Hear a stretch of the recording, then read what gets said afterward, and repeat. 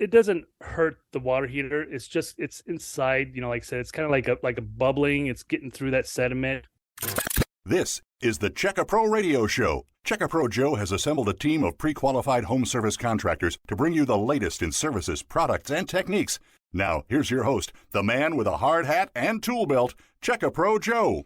We get questions all the time here on Checka Pro Radio, and here's one that we see over and over again.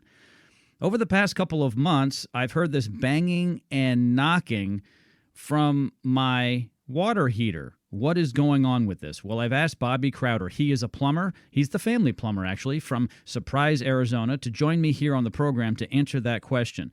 Bobby, why do we hear the banging and knocking from a water heater?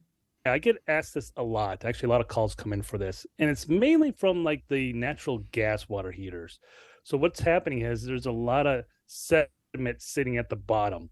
So there's underneath these water heaters that are actually heating up the bottom tank. So it's trying to heat through that calcium buildup, that sediment buildup. So we call it the popcorn effect. So it's kind of popping through, and that's why you're hearing it echo through the water heater itself. What you need to do, what is a good flush on the water heater, flush her down. Try to stir up that, sediment at the bottom, see if it's any loose, try to get it out as much as you can. Over time, that sediment will harden, and a flush won't do, much good by just flushing. That's where the popcorn effect is coming from.